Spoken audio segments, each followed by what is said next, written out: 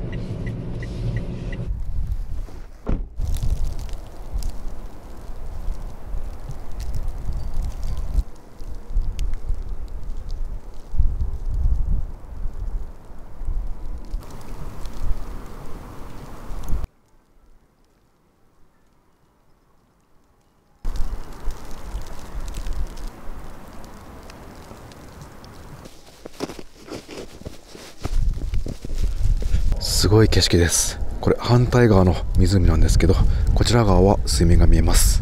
橋の歩道も雪がこんなに積もっていて歩くことができません。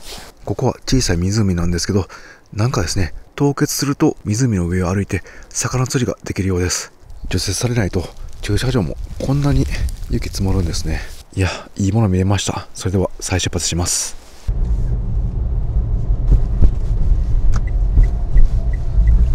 あれ、通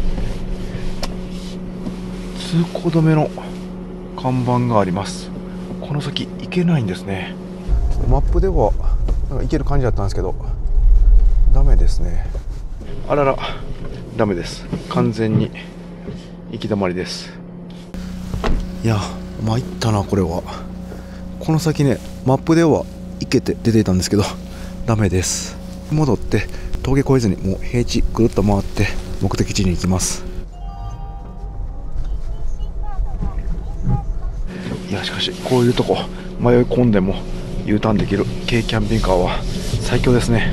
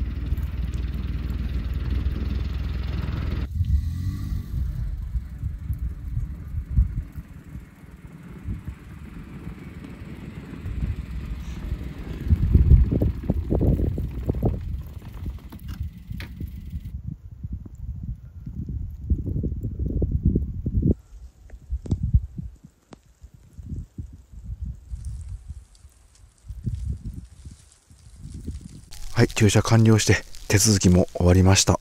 日も暮れてきてかなり気温下がってきました。手袋していても冷たくて指先の感覚がなくなってきます。友達の旅江さんとデンタさんももう駐車して車中泊のセッティング終わっています。ここで一泊して明日のお昼ご飯行く予定です。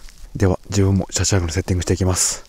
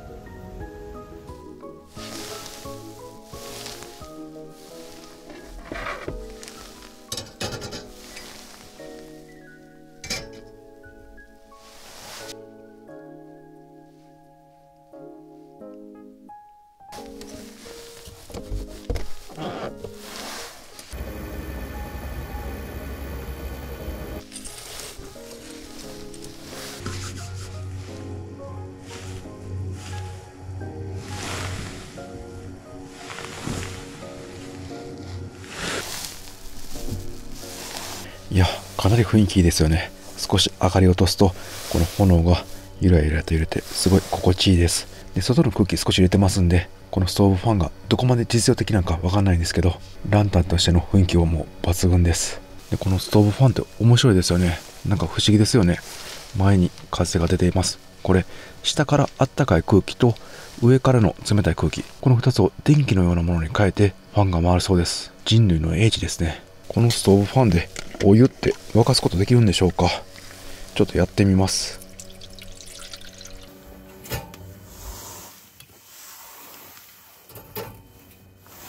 アイロンストーブから話もまだファン回ってます。すごいですね。現在車内の温度が10.3 度と5度ぐらい上がってますね。意外と効果あります。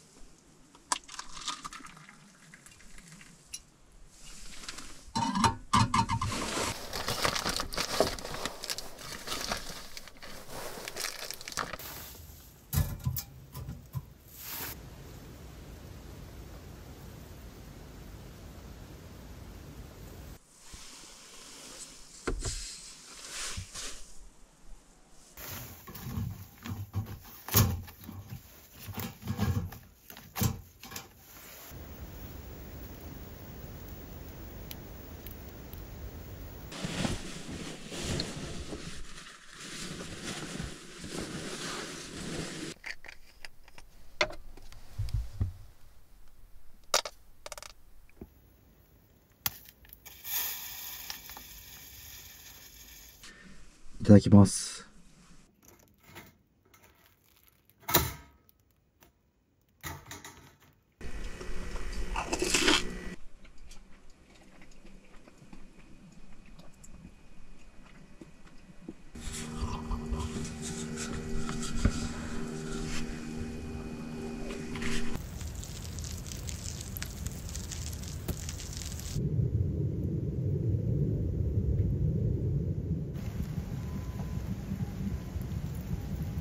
いや、この車中泊のまったりとした時間にアイロンストーブがよく合います。時間がゆっくり流れていきます。今の車内の温度が 13.5 度と結構温度上がりました。このストーブファンがちょうど温度計の方向に向いてるんで一番暖かくなってるかもしれません。すごい暖かいかと言われればそこまで暖かくないんですけど、寒くはないといった感じです。でもこのストーブファンがないと外気温が今マイナス6度とかなんで、中は2度とか3度ぐらいだと思いますんで、それに比べたらダウンジャケットなしでも過ごせますんで、この断熱のある軽キャブコンとの相性は結構いいですね。だいたいアイロンストーブの性能が分かりました。このキャンピングカーは FF ヒーターもついてますんで、ヒーター使いながらアイロンストーブの火も楽しみたいと思います。で、今日晩ご飯なんですけど、このストーブファン使ってこの上にメスティンを置いてチーズ入れてチーズフォンデュ作ってみます。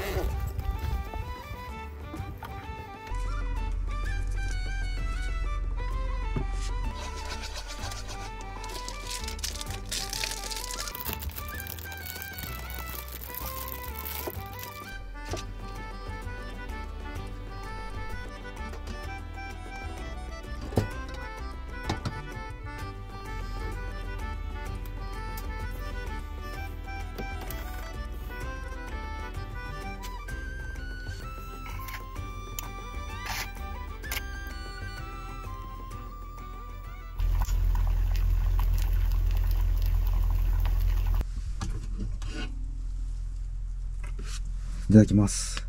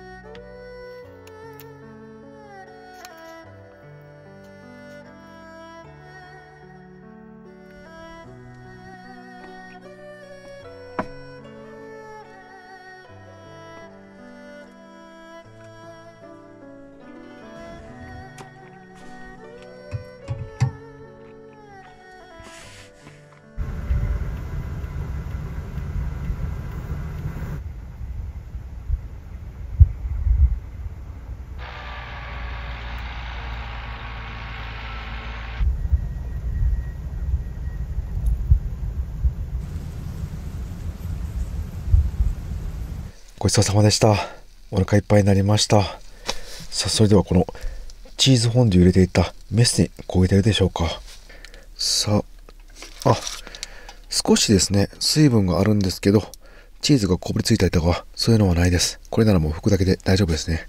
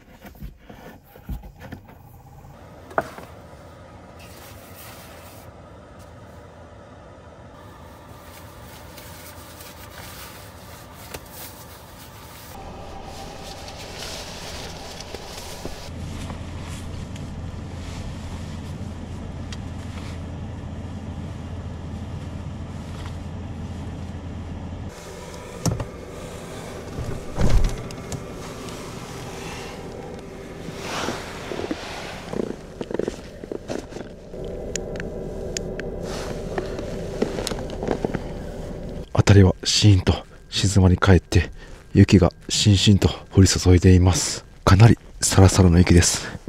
やっぱりマイナス10度超えになると、もう本当にパウダースノーって感じですね。まだそこまで降っていなくて、これから本降りという感じなんですけど、もうフロントウィンドウは雪で埋まっています。なんか凍りついてる感じですね。今のところ車のマフラーやエアフィーターの排気口は問題ないですね。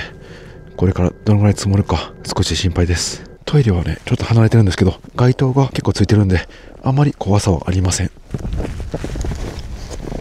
自分の雪の踏む音だけが聞こえます。ここスキー場の除雪車や圧雪車があった場所なんですけど、もう今出動しています。夜中にゲレンデのコンディションを整えるようです。あ、この足跡、なんか野生動物っぽいですね。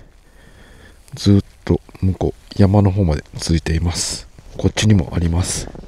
こう行ってこっちつながってですね、山の方ですね。これ何の生き物でしょうか。熊ではないですよね。なんか長細い足跡です。あ、こっちにもありますね。こっちもまた山の方に続いています。かなり急斜面なんですけどね、この奥は。こんな厳しい極寒の世界でも野生動物は外で生きてるんですね。あ、デンタさんの車ももう雪に覆われています。タビさんも車新しくなったんで、明日もし時間あったら見せてもらいたいと思います。さあ、それでは FF ヒーターの効いたあったかい車内でゆっくり過ごします。本格的に降り始めてきました。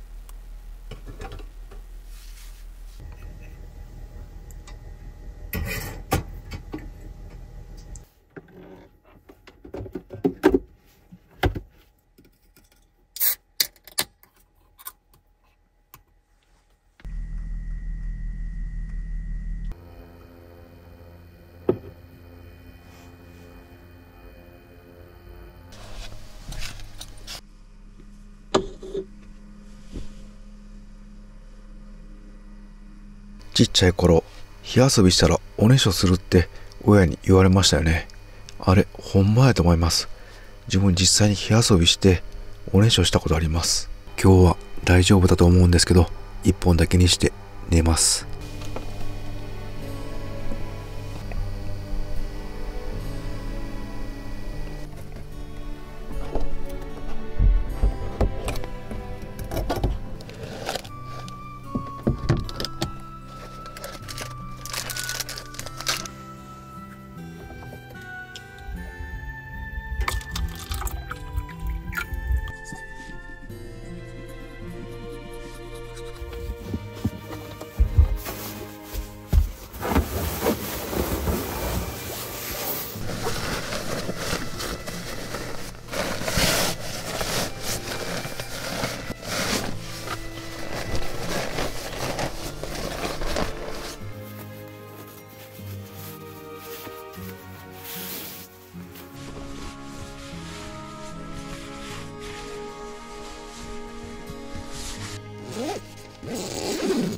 それではもう暖房を切って眠ります。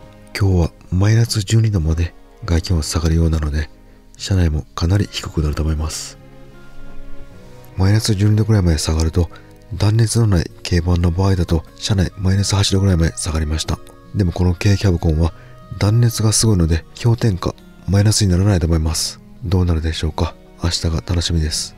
そして軽バンのターボずっと乗ってて、この軽キャブコンを乗ると走りが全然違いました。軽キャブコン乗ってる時は遅いなぁくらいでしたが、軽バンのターボ乗った後だとこんなに遅かったっけっていうほど違いを体感できます。まあその分居住性は軽キャブコンかなりいいんですけど、ほんとどの車もメリットデメリットがありますね。だからキャンピングカーは面白いし奥が深いと思います。まあ言うたら走りは軽バンのターボで、居住性は軽キャブコンみたいなキャンピングカーがあれば一番いいんですけど、全部完璧という車はないので、自分を車に合わせていかないといけませんという不憫なところがあるんですけど、キャンピングカーのない人生はもう考えられないぐらい人生を変えてくれます。明日も友達たちとキャンピングカーの話するの楽しみです。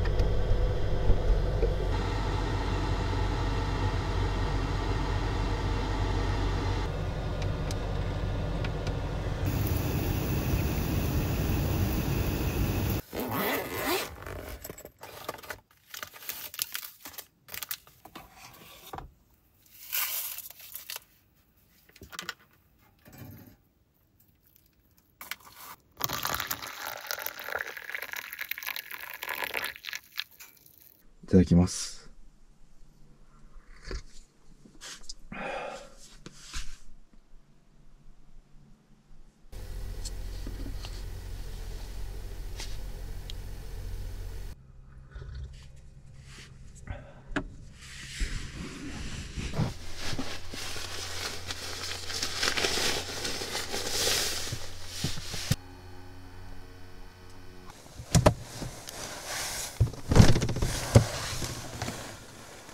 お、すごい埋まってる。入り口にこの台あったんですけど、もう見えません。すごいな。ここが台で、この下が地面です。すっごい。タイヤも埋まっています。前のタイヤも埋まってますね。めちゃくちゃ降ったな。もう屋根もかなり積もっています。雪はもう本当にサラサラでパウダースノーです。このリアボックスにかなり積もっています。で、この下なんですけど、ちょうどですね、間空いてます。このリアボックスのおかげで、マフラーや、これ FF ヒーターなんですけど、このハイネス口が出ています。よかった。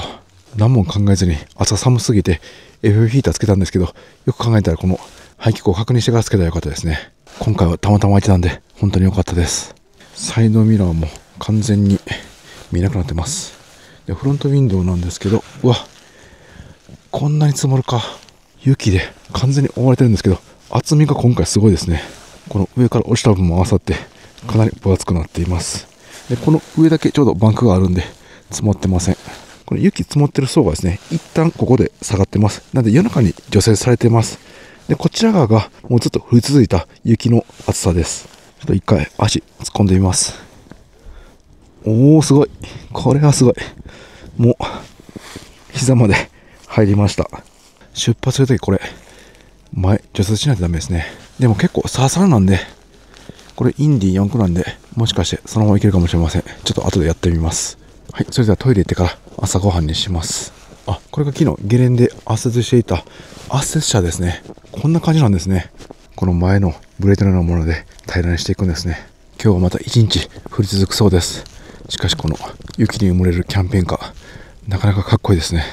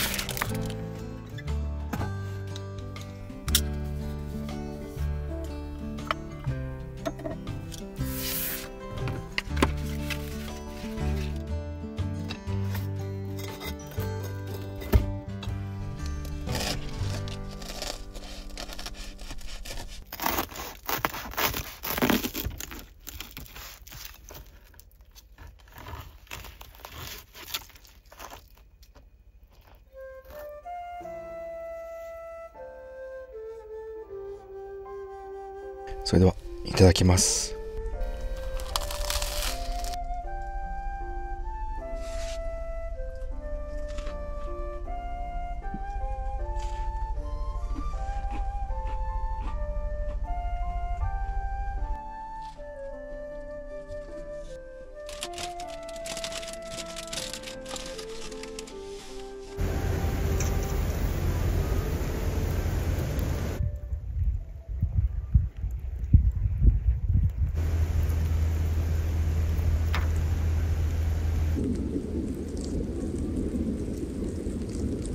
ごちそうさまでした。美味しかったです。それでは片付けます。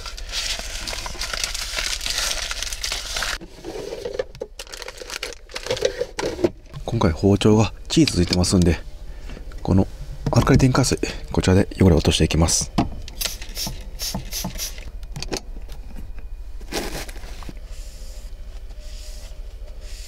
このアルカリ電解水、チーズめちゃくちゃよく落ちました。今回シンクなんですけど、お水入れてきてません。というのも、このポンプがですね、故障して水が出なくなりました。なので今回は水は使わないで、この排水として使っています。やっぱりキャンピングカーのポンプって本当によく故障します。ポンプは消耗品ぐらいの感じで思ってた方がいいかもしれません。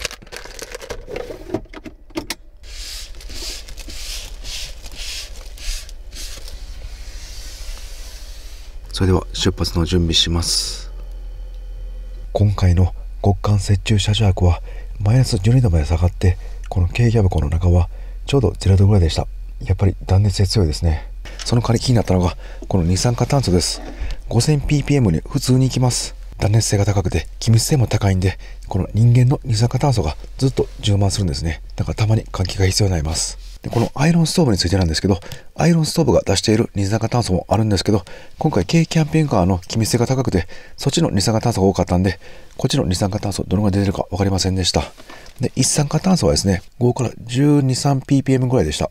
なのでそんなにたくさん一酸化炭素は出るわけではないですが、少し窓を開けといたら問題ないレベルだと思います。でこのアイロンストーブの燃費なんですけど、オイルまだあります。中にちょっと入ってます。昨日からつけて約7時間ぐらい使用しました。で取説にですね、満タン 420ml 入れると9時間持つと書いてありました。なのでそれは本当っぽいですね。ちょっと使ってみて気になったポイントがあったんでお伝えしておきます。一つ目なんですけど、燃料ここから入れるんですけど、残量がわかんないんですよね。で開けてみても光当ててちょっと見えるかなぐらいなんで、少し残量が分かりにくいなと思いました。あと上が結構熱くなりますんで、この天井ですね、結構クリアランスいいと思いました。このぐらいの高さでしたらほんのり暖かくなります。で上に何か物を置いたりとか、このストーブファンですね、こういうのあれば上には全然暖かさはいかないんですけど、もし近い場合でしたら何か断熱するものが上に必要だと思いました。もしくは台みたいなものを作ってもうちょっと下の方で使う方がいいかもしれません。でもう一つなんですけど、今まさにそうなんですけど、まだあったかいんですよね。なんですぐに移動ができません。少し冷まさないといけません。そしてまだほんのりあったかいですね。でこの専用のケースの中に袋があるんですけど、なんかね、やっぱり移動の時はこの中入れた方がいいみたいです。というのもこの燃料が密閉性がそこまで高くないような感じなんで、なんか傾けると漏れるような感じがします。今回しっかりは固定しないんですけど、木で固定すればこのままでもいけるかもしれません。一方良かったところはですね、こういったホットサンドメーカーやお湯を沸かすのは結構問題なくできました。これは意外でした。昨日氷点下の中でも車内は10度ぐらい上がりました。やっぱり気密性の高くて断熱性の高い軽キャブコンとの相性は抜群でした。今回ガスが使えない氷点下だったんですけど、アイロンストーブは問題なく使えました。で燃料のパラフィンオイルはなんとマイナス70度まで使用できるようです。極寒に強い仕様ですね。で一番いいのはやっぱり何より本当の火ですよね。車内だけど本当のキャンプ感、これは所有欲が満たされます。移動の多い車中泊ではなくて、こうやって時間のある車中泊、まったりする時間が多い時はかなり使えるアイテムだと思います。アイロンストーブがあることによって車中泊に行くのがより一層楽しくなりました。はい、じゃあ15分ぐらい経って冷めてきて、もう全然熱くなくなってきたんでケースに入れて移動します。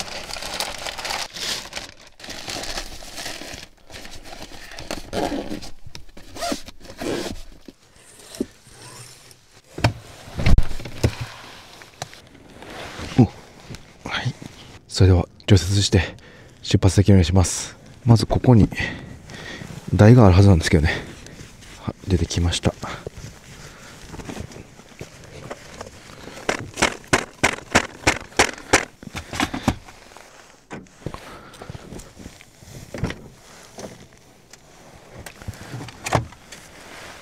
ドアの内張りが少し凍ってますね。結露どうでしょうか。思ったよりしてないですね。ただ、もう結露してる分は完全に凍ってます。先エンジンかけておきます。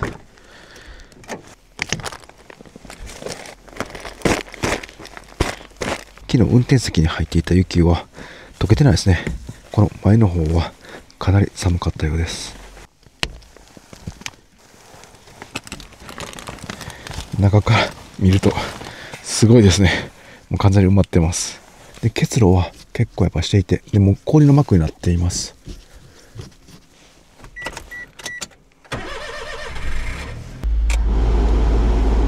はい、じゃあ落としていきます。おお、すごい。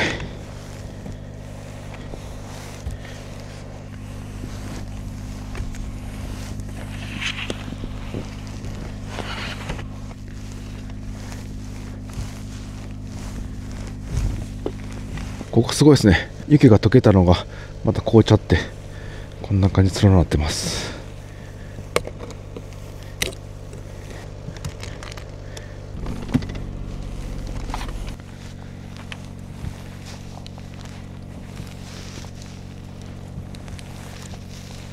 これソーラーパネル乗ってるから意外と雪はスルッと落ちていきます。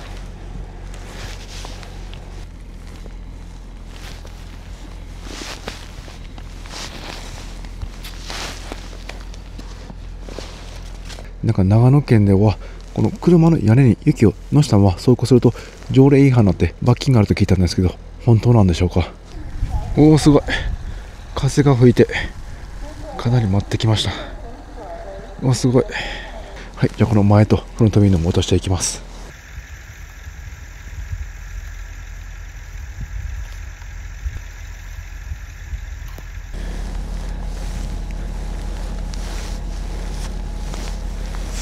さあ、あとはもうフロントウィンドウだけです。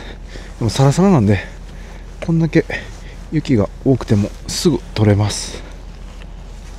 この辺やっぱり北陸と違いますね。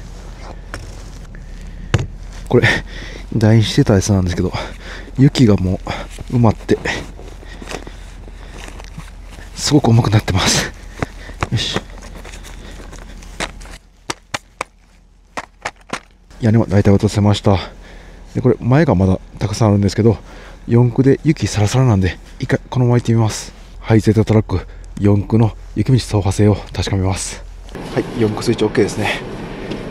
では頑張れインディ。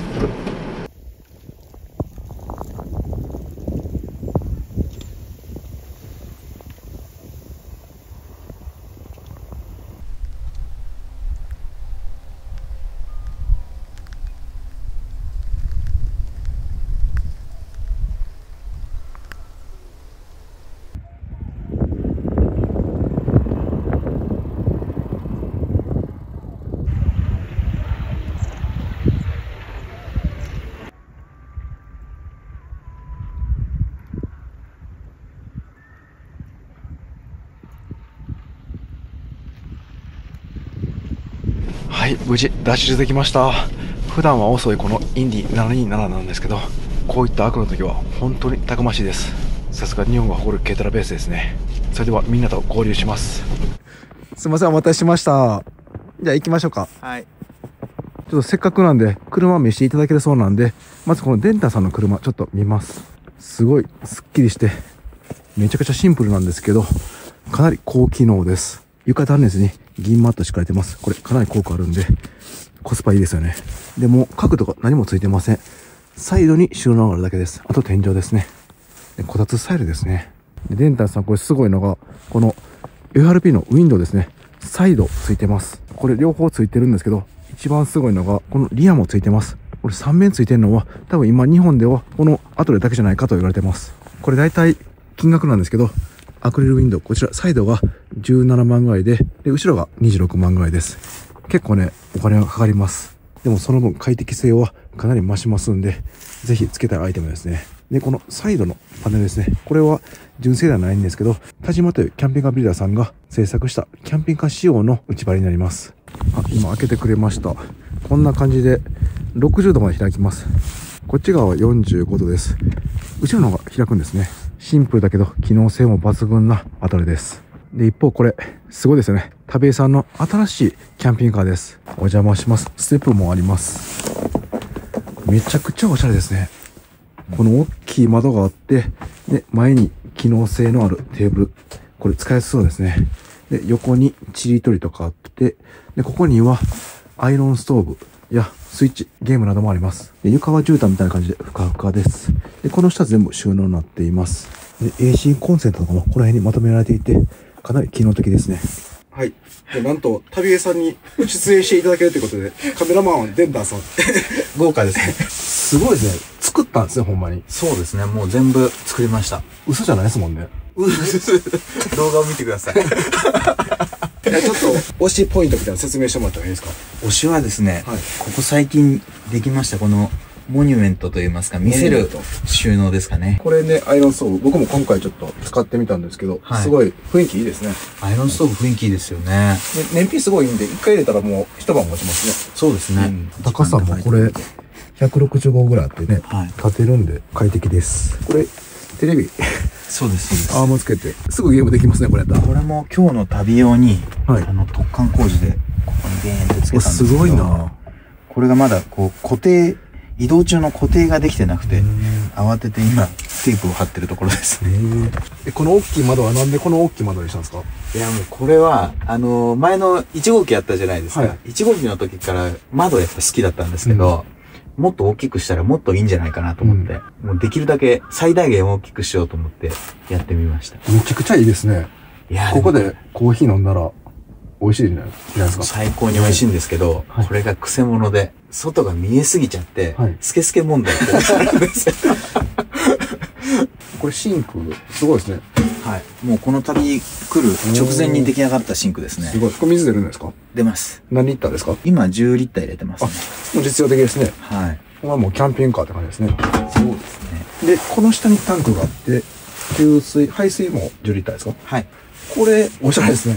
あ、開けてもいけます？あ、どうぞどうぞ。なんか変なもん入ってないですね。いけます？大丈夫だと思います。あ、これでも普通の家にあるなんか。そうです、そうです。押し入れとかにあるやつ。はい。もうほんと、カインズで買ってきた、棚2段っていうやつなんですけど。なるほど。これに、ここだけつけたらおしゃれになりますね。そうなんです。この側だけ木をつけてあげてっていう感じですね。すごいいいアイディア。これ、いいですね。これ気になるんですけど、これ、はい、家用の換気扇って入ります？あ、そうです。これ、ハニカムスクリーンっていうやつでして、ハニカムロールスクリーン。これ結構、いいやつですよね。そうです、そうです。で、今回の旅で改善ポイントが見つかって、じゃあ次またそれをまた作っていく感じなんですね。そうですね。いろいろ改善ポイント見つけられたんで、はい、やっていこうと思います。ありがとうございます。すいません、デンダーさんありがとうございます。ありがとうございます。はい、それではですね、今から3人でご飯行って遊んできます。で、今日の夜なんですけど、また大雪降るそうです。無事帰れるか心配ですが、気をつけていきます。もしやばそうだったら、またどこかで車中泊してゆっくり帰ります。